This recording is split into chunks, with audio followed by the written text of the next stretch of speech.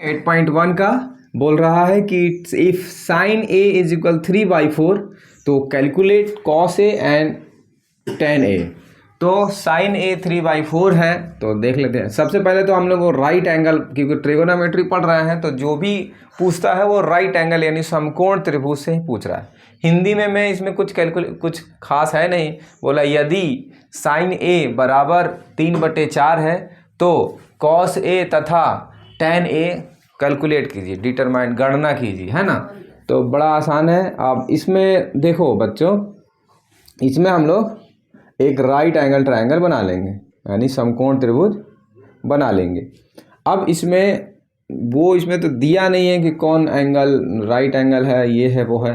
तो हम लोग इसमें देखेंगे कि साइन थीटा इज इक्वल, हम लोग को पहले से पता है क्या होता है, p/b होता है।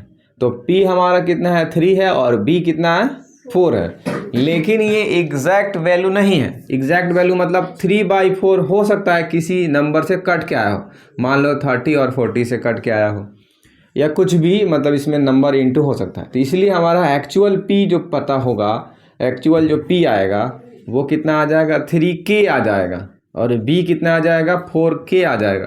मतलब कोई, हाँ सॉरी, ठीक है। कहाँ डायग्राम बनाने का हम लोग को पहले से क्या पता है, साइन ए इज इक्वल होता है p/h और इसका वैल्यू क्या दे रखा है 3/4। तो अपन लोग को p का जो वैल्यू लिखना है वो क्या लिखना है 3k, और h का जो वैल्यू लिखना है वो क्या लिखना है 4k। अब ये क्यों लिखना है k, क्योंकि हो सकता है कि ये नंबर जो है वो कुछ कैंसिल हो करके आया हो, यानी रेशियो में है। तो रेशियो के नंबर को एग्जैक्ट नहीं लिख सकते हैं। जैसे मान लो कि आदिल का जो वेट है वो 40 किलो का है, और मुबारक का जो वेट है वो वज़न है वो 20 किलो का है। तो इसको काटो, है ना, 20 का 20 बन जा और 22 जा, तो आया कितना 2:1। और मान लो हम लिख दिए कि दोनों का वेट का जो अनुपात है, जो रेशियो है वो 2:1 है। तो इसका मतलब ये थोड़ी हो गया कि आदिल का वज़न जो है वो 2 किलो का है और जो मुबारक का जो वज़न है वो 1 kg का। ऐसा तो नहीं हो गया ना, ये तो कट के आया है ना आंसर। तो इसलिए हम लोग वो नंबर जो इसमें, जैसे मान लो यहाँ पास 20 इसमें छिपा है, तो वही नंबर को हम लोग k रख लेते हैं। तो इसमें यही थोड़ा सा कॉन्सेप्ट है इस क्वेश्चन में, और k कर लेना है, ठीक है। तो बस आगे चलते हैं। अब 3k कहाँ है, p के जगह पे है। नॉर्मली हम लोग इसको नंबरिंग कर लेते हैं, कुछ भी तो कर लेते हैं। यहाँ पास a, यहाँ b, यहाँ c, कोई दिक्कत नहीं है। देख लेते हैं कहाँ क्या क्या है। तो p मतलब यहाँ पास है, ये p कितना है 3k है।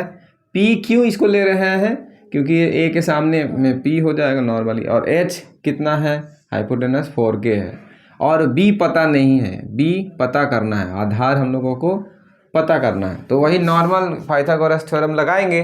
कौन सा लगाएंगे, पाइथागोरस थ्योरम में क्या होता है h² = p² + b², है ना।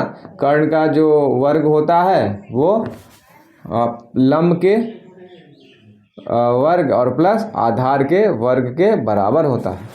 तो यही करते हैं हम लोग। तो h कितना दिया है 4k, p कितना दिया है 3k, और अपन लोग को b पता नहीं है तो इसमें रख लेते हैं। h के जगह पे 4k रखेंगे, p के जगह पे 3k रखेंगे, है ना, और b हमको पता नहीं है। तो इसमें 4k का स्क्वायर 16k हो जाएगा, 16k² हो जाएगा, इसका 9k² हो जाएगा, और प्लस b²। अब यहाँ पास इसको इधर ले आएंगे 16k² की तरफ 9k²। जिसको पता करना है उसको सिंगल रखना है। तो 16 में से 9 माइनस होगा तो कितना आ जाएगा, तो हो जाएगा कितना 7k², और इधर कितना हो जाएगा b²। तो हम लोग ये देखते हैं कि b² को जब छोड़ेंगे तो इधर रूट लग जाएगा, और ऐसे रूट लग जाएगा। तो अपन लोग देखते हैं कि b का वैल्यू k तो बाहर निकल जाएगा, और 7 रूट से बाहर नहीं निकलेगा। तो 7 रूट से बाहर नहीं निकलेगा, तो इसको ऐसे छोड़ देंगे। यानी कि b का जो वैल्यू आया है वो √7k आया है। इतना कुछ करने के बाद अब अपन लोग cos A और tan A पता कर सकते हैं। तो दूसरा वाला पार्ट में इधर लिख रहा हूँ। पहले तो हम लोग cos A कर लेते हैं। तो क्या होता है, आधार बटे कर्ण, आधार बटे कर्ण B/H। तो B कितना है, √7K है, क्योंकि A ही की बात कर रहे हैं तो इसलिए ये तो पोल हो जाएगा, तो ये तो आधार ही रहेगा ना, तो 7K हो जाएगा। और कर्ण क्या है, फिक्स है, तो ये K कट गया और cos √7/4 हो गया। ठीक है, अब यहाँ पास tan A पता कर लेते हैं बच्चे। tan A पता करने के लिए, tan A का क्या होता है, लंब बटे आधार होता है। ये सब दिमाग में चलना चाहिए। वो पूरा sin A में क्या होता है, cos A में क्या होता है, मतलब PBH आधार कर्ण और लंब में जो संबंध है वो पूरा एकदम याद रहना चाहिए एकदम।